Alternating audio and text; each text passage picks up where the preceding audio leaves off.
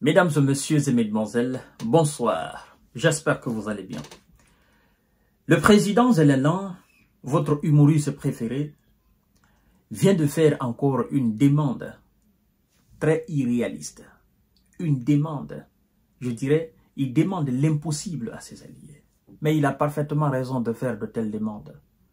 Oui, Zelensky est nourri, il est blanchi, il est le prince charmant, il est le bienvenu partout en Europe. On remplit les seaux d'or, de diamants, d'argent, on le donne, il repart. Comme disait M. Donald Trump. Il dit Zelensky, à chaque fois qu'il vient dans notre pays, il repart avec 300 millions de dollars. Et 300 milliards de moins de dollars. C'est le meilleur marchand de notre planète Terre. Alors, M. Zelensky, je crois qu'il a besoin qu'on le redéfinisse ou qu'on définisse, qu'on l'explique clairement ce que c'est qu'un actif. Un actif ou ce que c'est qu'un actif financier. C'est très important. Parce que la demande qu'il vient de faire par rapport aux actifs russes gelés au niveau des pays européens, c'est quand même scandaleux. C'est violent ce qu'il vient de faire comme demande. Nous allons voir ça tout à l'heure dans le cadre de cette émission. Mais comme j'aime à le dire, c'est devenu maintenant coutume pour nous. Hein? Avant de poursuivre l'émission, vous cliquez sur le bouton partager, vous likez la vidéo, vous vous abonnez, vous activez la cloche de notification, vous allez aussi sur notre page Facebook, le géopolitologue, vous likez la vidéo là-bas, vous partagez et puis vous mettez assez de cœur. Ça ne vous prendra que quelques secondes. Puis, si vous avez des commentaires spécifiques à faire par rapport à notre sortie, vous le faites. Vous savez, dans les différents commentaires que vous émettez, vous m'inspirez, vous me suggérez énormément de choses et ça me fait énormément plaisir. C'est vrai que je ne peux pas répondre à tout le monde parce qu'il y a assez de commentaires. Mais croyez-moi, je lis quand même beaucoup de commentaires et ça m'inspire énormément. Et donc, je vous remercie d'ailleurs pour vos différentes suggestions que vous faites chaque fois. Alors, M. Zelensky demande à ce que les 250 milliards d'actifs russes gelés au niveau de l'Europe soient utilisés pour réarmer l'Ukraine. Et donc, lui, il a besoin de cet argent-là. Bon, M. Zelensky pense que c'est de l'argent liquide posé quelque part. Donc, lui, quand on dit actif russe là, lui pense que c'est de l'argent liquide. C'est le billet, c'est le papier là. Billet quand 50 euros, 100 euros, 200 euros, empilé, 250 milliards, c'est ce qui est posé quelque part. Et donc, voilà, il faut prendre ça, il faut lui donner. C'est ce qu'il vient de demander. Écoutez ce qu'il dit, mesdames et messieurs, c'est très important. Zelensky appelle à utiliser 250 milliards de dollars d'actifs russes gelés. N'est-ce pas? Pour armer Kiev.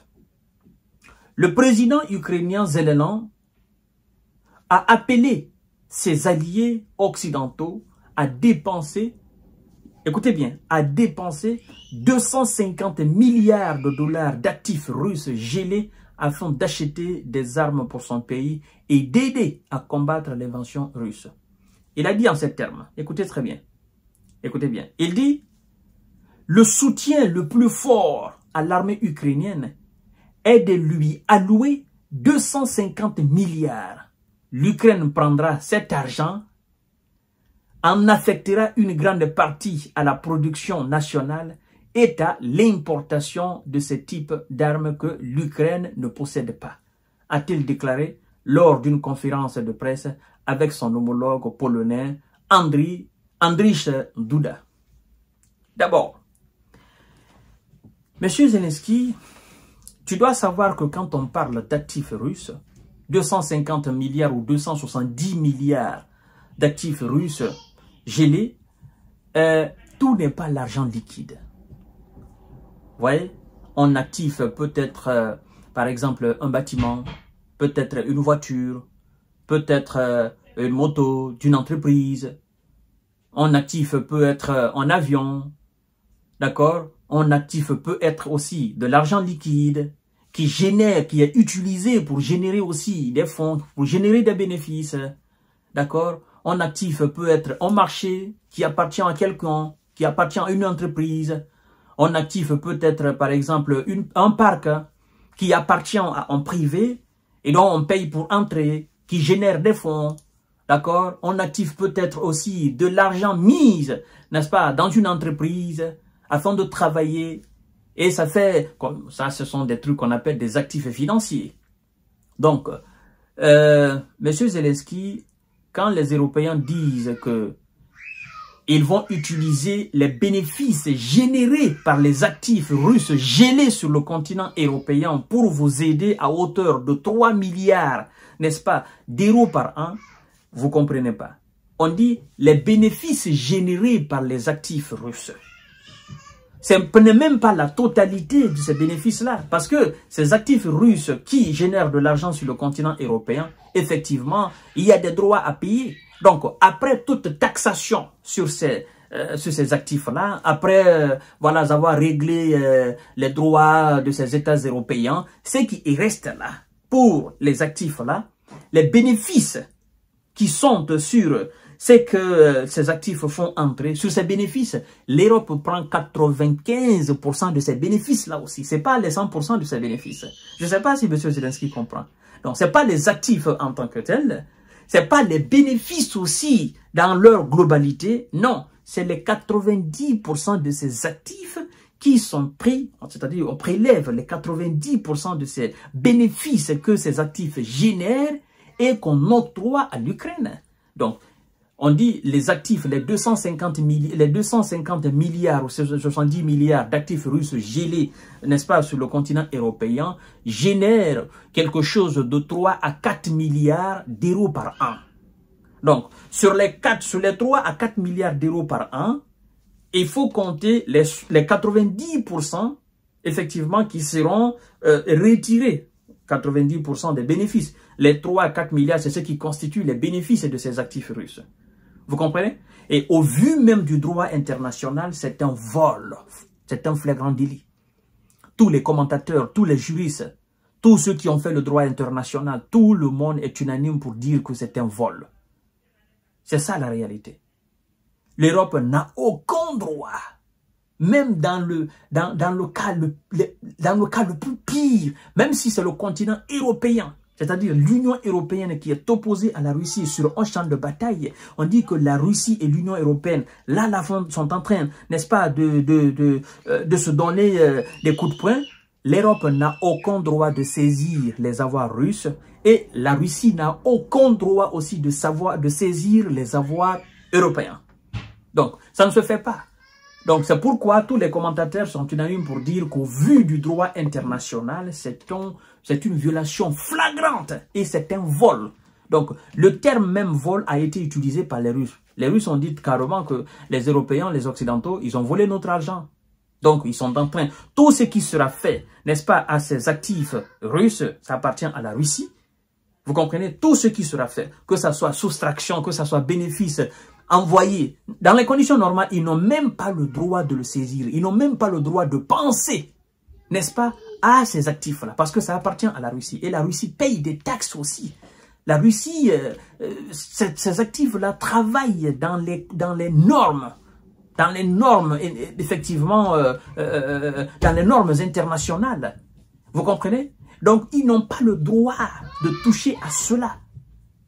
Vous comprenez ce que je suis en train de dire là? Et donc, en touchant à cela, ben, l'Union européenne, donc les Occidentaux, envoient un très mauvais message à toutes les autres puissances qui ont effectivement des actifs au niveau de ces pays occidentaux, à savoir la Chine, même des pays africains, des pays de l'Amérique du Sud, de l'Amérique latine, de tous les pays du monde entier qui ont des actifs un peu partout dans ces pays occidentaux. Ils envoient un message, un faux message, pour dire, bah, écoutez, vos actifs sont là, on s'en fout du droit international. Le jour qu'on sera un problème avec vous, ben, nous allons saisir vos actifs.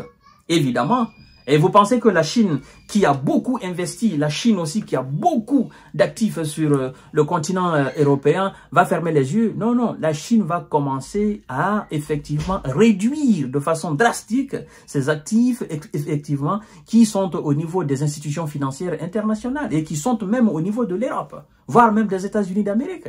Parce que, vous savez, la Chine est dans le dossier taïwanais. Ça va péter demain ou après-demain, on ne sait pas. Donc, la Chine, en voyant les actifs russes saisis par les Occidentaux se dit, ben écoutez, il faut quand même qu'on pense à mettre fin à cette histoire d'actifs-là.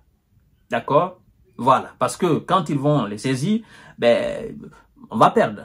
Et donc, M. Zelensky demande aujourd'hui à ses alliés d'utiliser les 250 milliards d'actifs russes.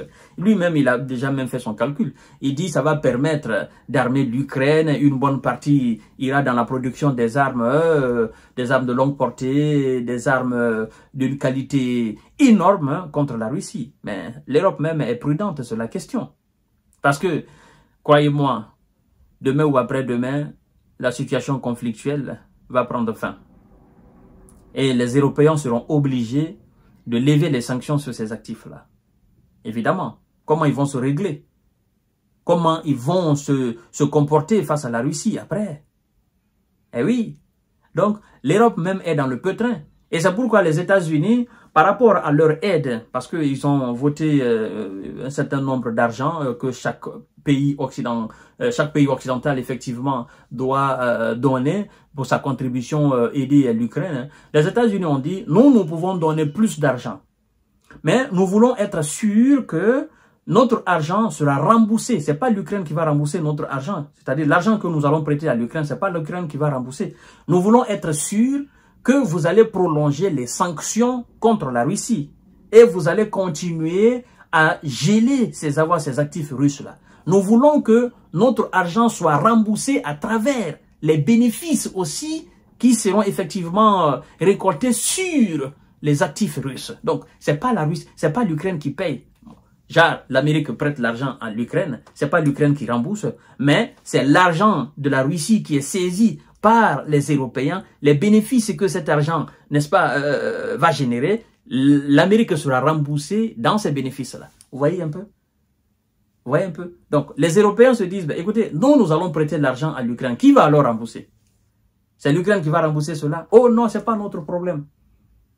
Nous, en tout cas, notre plan en tant qu'Américains, vous avez saisi de l'argent russe, vous allez rembourser l'argent que nous, les Américains, nous allons prêter à l'Ukraine. Donc, ce que vous allez prêter à l'Ukraine, c'est pas notre problème. Soit vous prélevez aussi quelques bénéfices sur cet argent de la Russie, ou bien vous prenez la totalité. Vous voyez un peu la malice des Américains. Et donc, c'est pourquoi je dis, Zelensky, quelque part, il se dit, bon, je vais profiter de la situation, et puis je vais essayer de mettre la pression pour qu'on utilise les 250 milliards. Sauf que 250 milliards, le billet n'est pas déposé quelque part dans une banque. Non, ce sont des actifs russes, évidemment. Donc, voilà un peu ce qui se passe sur cette déclaration de M. Zelensky. Et je pense que moi, je pense qu'il a perdu la tête. Il a maintenant un appétit très vorace, au fait, parce que il voit que les Américains vont couper leur aide. Il y aura plus de 60 milliards, il y aura plus de 40 milliards, il y a plus de 61 milliards. Donc, il faut trouver quelque chose pour combler le trou, au fait. Mais c'est mal parti.